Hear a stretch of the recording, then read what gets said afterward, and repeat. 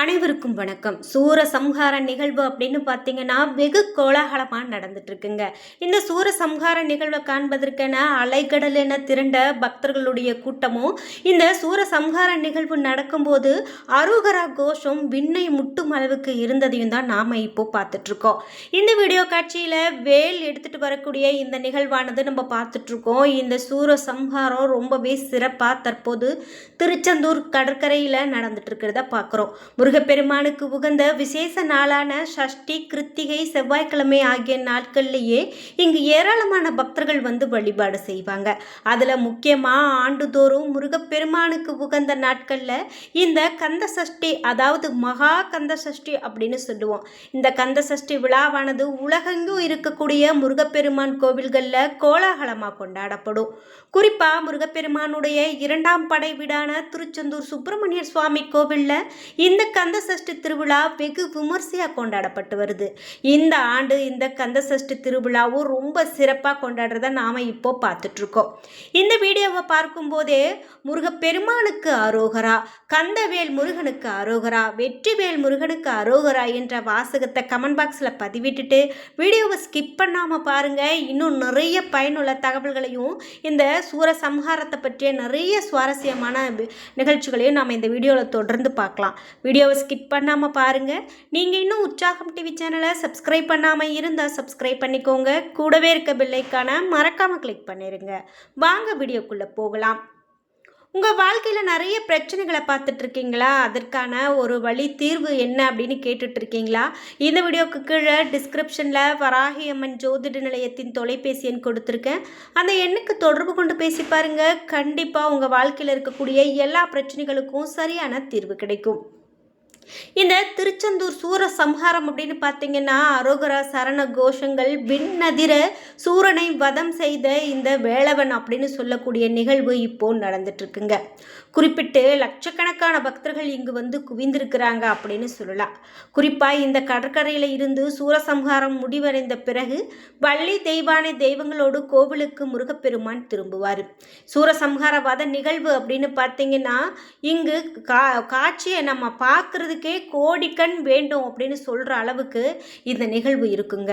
தேவர்களை சிறை மீட்டு அசுரர்களை வதம் செய்து அளித்த முருகப்பெருமானுக்கு இந்திரன் மகன் தெய்வானையை மனம் முடித்து தருகிறார். புராண நிகழ்வுகள் இதுதான் சொல்லுது, இந்திரனுடைய மகளே. அதே போல திருக்கல்யாண நிகழ்வாக நடைபெறக்கூடியது ரொம்ப சிறப்பு. திருப்பரங்குன்றத்தில் முருகன் தெய்வானை திருமணம் நடந்தது அப்படிங்கிறது புராணங்கள் வழியாக சொல்லப்படுவது. வதம் செய்யப்பட்ட பிறகு முருகப்பெருமானிடம் சேவலாகவும் மயிலாகவும் அடைக்கலமான அசுரர்கள் வீரன் வெற்றிவேலை வலம் வந்து கொண்டிருக்கிறார் அப்படின்னு சொல்லலாம். தீமைகளோடு வலம் வந்த அசுரர்களை அழிக்கப்பட்டு முருகப்பெருமான் சேவலாகவும் மயிலாகவும் மாற்றிவிட்டதா புராணங்கள் வழியா சொல்லப்படுது. திருச்செந்தூர் கடலோரத்தில் அசுரர்களை அழித்த முருகப்பெருமான் சந்தோஷ மண்டபத்திற்கு திரும்பி கொண்டிருக்கக்கூடியதையும் நம்மளால பார்க்க முடியும். இந்த கந்தசஷ்டி பெருவிழாவின் சிகரமான சூரபத்மன் எனும் அசுரனை வதம் செய்யக்கூடியது தான் உச்சக்கட்ட நிகழ்வா சொல்லுவாங்க. அந்த சூரபத்மனை வதம் செய்யக்கூடிய இந்த சூரசம்ஹாரம் இன்று நடைபெறுது. இதையடுத்து காலை முதல் முருகனுடைய கோவிலில் பக்தர்கள் குவிந்து வராங்க. குறிப்பாக அறுபடை வீடுகளில் ஒன்றான திருச்செந்தூரில் சூரசம்ஹாரம் மாலை நடக்கக்கூடிய நிகழ்வில் ஏராளமான பக்தர்கள் இருப்பாங்க. அது மட்டும் இல்லாமல் குறிப்பாக திருச்செந்தூர் கடற்கரையில் 6 லட்சத்திற்கும் மேற்பட்ட பக்தர்கள் இருப்பாங்க அப்படின்னு சொல்லப்பட்டிருந்தது. குறிப்பிட்டு இந்த முருகன் சூரசம்ஹாரத்திற்கு பிறகு தன்னுடைய சினத்தை தணித்து கொண்ட இடம் திருத்தணி என்பதால் அறுபடை வீடுகளில் ஒன்றான திருத்தணியில் மட்டும் சூரசம்ஹாரம் நடத்தப்படுவது இல்லை அப்படிங்கிறது ஒரு குறிப்பிடத்தக்க நிகழ்வாகவும் சொல்கிறாங்க. இந்த சுப்பிரமணியர் கோவிலில் நீங்களும் சூரசம்ஹாரத்தை பார்த்த நிகழ்வு இருக்குது அப்படின்னா மறக்காமல் உங்களுடைய கருத்துக்களை கமெண்ட் பாக்ஸில் பதிவிடுங்க. குறிப்பிட்டு சுவாமி ஜெயந்திநாதர் வைரவேல் வைத்தவாறு வள்ளி தெய்வானை அம்பாளோடு தங்க சப்பரத்தில் சண்முக விலாச மண்டபத்துக்கு எழுந்தருள்வார். அங்கு சுவாமிக்கு சிறப்பு தீபாராதனைகளும் நடைபெறும். மாலையில் திருவாடுதுறை ஆதீனம் கந்தசஷ்டி மண்டபத்தில் சுவாமி ஜெயந்திநாதர் வள்ளி தெய்வானைக்கு பல்வேறு திரவியங்களால் அபிஷேகம் நடக்கும். தொடர்ந்து சுவாமி அம்பாளுக்கு அலங்காரம், தீபாராதனை. பிறகு சுவாமி ஜெயந்திநாதர் வள்ளி தெய்வானையோடு தங்க சப்பரத்தில் எழுந்தருளி கிரி வீதியில் பவனி வந்து பக்தர்களுக்கு காட்சி கொடுப்பாங்க. விழா தொடங்கியது முதல் நாளில் இருந்து கோவில் வளாகத்தில் திரளான விரதம் இருந்து வராங்க பக்தர்கள்.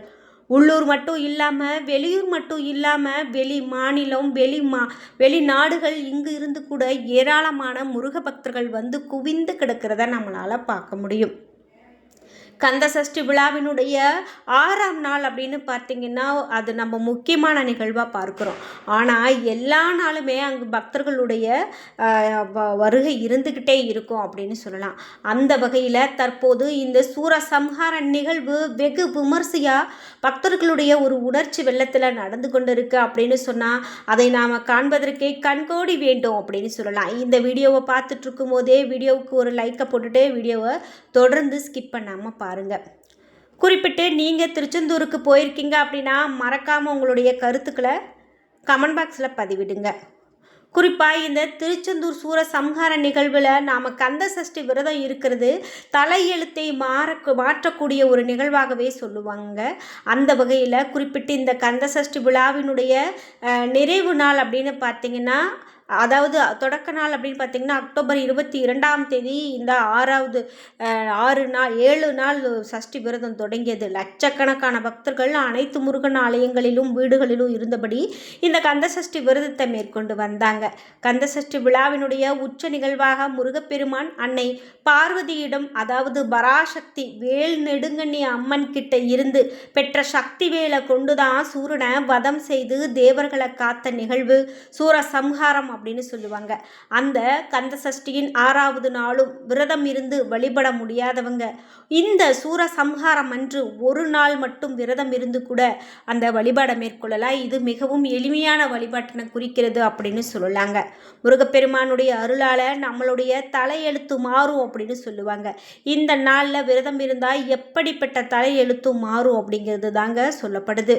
முருகப்பெருமான் என்பவர் நமக்குள்ளே இருக்கக்கூடிய இச்சை, கிரியை, ஞானம் ஆகியவற்றினுடைய வடிவமாக கருதப்படுறாரு. இவற்றை நாம் அடைவதற்கு தடையாக இருப்பது காமம், குரோதம், அகங்காரம் அப்படின்னு சொல்லக்கூடிய மும்மலங்கள். இந்த மலங்களையும் சூரனுடைய 3 சகோதரர்களாக புராண கதைகள் சொல்லப்படுது. சூரனோடு நடைபெற்ற போரின் போது மும்மலங்களை அழித்தார் முருகப்பெருமான் அப்படின்னு சொல்லுவாங்க.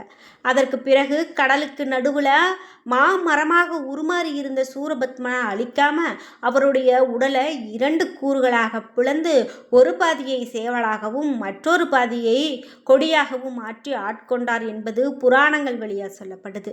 இதுபோல இந்த நாளில் முருகனை சரணடைந்தால் நம்மளுடைய வாழ்க்கையில் இருந்து துன்பங்கள், பாவங்கள், கர்ம வினைகள் அனைத்தும் அழியும். நம்மளுடைய வாழ்க்கையில் இருக்கக்கூடிய தீமைகள் அனைத்தையும் ஓட செய்து நம்மோடு இருந்து நம்மை காத்தருள்வார் முருகப்பெருமான் என்பதுதான் ஐதீகம். அப்படி முருகனுடைய அருளை பெற கந்த சஷ்டி விரதத்தின் நிறைவு நாளான இந்த நாளில் விரதம் இருந்து கூட வழிபாடு செய்யலாம். முருகப்பெருமானுக்கு சிவப்பு நிற மலர்கள் சூட்டி ஓம் சரவணபவ மந்திரத்தை 108 முறை சொல்வது ரொம்ப சிறப்பு. கந்த சஷ்டி கவசம், அதே போல சத்ரு சம்ஹார வேல் பதிகம், வேல் மாறல், திருப்புகழ் போன்ற பதிகங்களை படிக்கலாம். மாலையில் சூரசம்ஹாரம் நிறைவடைந்த பிறகு முருகப்பெருமானுக்கு சர்க்கரை பொங்கல், பால் ஆகியவற்றை படைத்து வழிபடலாம். பிறகு முருகப்பெருமானுக்கு பிரசாதமாக படைத்த பொருட்களை மற்றவர்களுக்கு தானமாக கொடுத்து நாமும் சாப்பிட்டு விரதத்தை நிறைவு செய்யலாம். அருகில் இருக்கக்கூடிய முருகன் கோவிலுக்கு சென்று கூட அங்கு கந்தசஷ்டி விரதம் இருந்து முருகப்பெருமானுடைய பக்தர்களுக்கு பால் கொடுத்து அவர்கள் விரதத்தை நிறைவு செய்ய சொல்லலாம். இதனால் முருகப்பெருமானுடைய மனம் குளிரும், அதோடு நம்மளுடைய கர்ம வினைகளும் அழியும். நம்மளுடைய தலைவிதி எவ்வளவு மோசமாக இருந்தாலும் அது நல்லபடியாக மாறும் அப்படிங்கிறது தான் சொல்லப்படுதுங்க. அந்த வகையில் இந்த சூரசம்ஹார நிகழ்வு முருகப்பெருமானுடைய வழிபாட்டில் ஒரு மிக பெரும் முக்கியமான விரத முறை அப்படின்னு சொல்லலாம். கந்த புராணத்தின்படி சூரசம்ஹாரம் அப்படின்னு பார்த்தீங்கன்னா கந்தன், கார்த்திகேயன், சரவணன் என பல பெயர்களால் அழைக்கப்படக்கூடிய முருகப்பெருமானுடைய புராணத்தை அடிப்படையாக கொண்ட நிகழ்வாக இருக்கு. இந்த நிகழ்வு முருகன் மற்றும் அசுரர்கள் இடையான போரின் நிகழ்வுகளை நினைவு கூறுது அப்படின்னு சொல்லலாம். போரினுடைய உச்சக்கட்டத்தில் முருகன் அவருடைய தெய்வீக ஆயுதமான வேளாள அரக்கர்களான சூரபத்மனையும் அவர்களுடைய கூட்டாளியான அனமுகன், பானுமுகன் மற்றும் சிம்மமுகன் ஆகியோரை கொன்று வெற்றி பெறும் நிகழ்வை சித்தரிக்கிறது. இந்த விழா 6 படை வீடுகளிலும் உலகில் இருக்கக்கூடிய முக்கியமான கோவில்களிலும் மகா கந்த சஷ்டி விழா மிக உச்சக்கட்ட நிகழ்வாக கொண்டாடப்படும் அப்படின்னு சொல்லலாம். என்ன நண்பர்களே, இன்னைக்கு வீடியோவில் இந்த கந்த சஷ்டி திருவிழாவினுடைய முக்கியமான நிகழ்வு சூரனை வதம் செய்யக்கூடிய இந்த வீடியோ காட்சி, அற்புதமான வீடியோ காட்சியை பார்த்தோம். வீடியோ உங்களுக்கு பிடிச்சிருந்தா லைக் பண்ணுங்கள், ஷேர் பண்ணுங்கள், கமெண்ட் பண்ணுங்கள். நீங்கள் இன்னும் உற்சாகம் டிவி சேனலை சப்ஸ்கிரைப் பண்ணாமல் இருந்தால் சப்ஸ்கிரைப் பண்ணிக்கோங்க.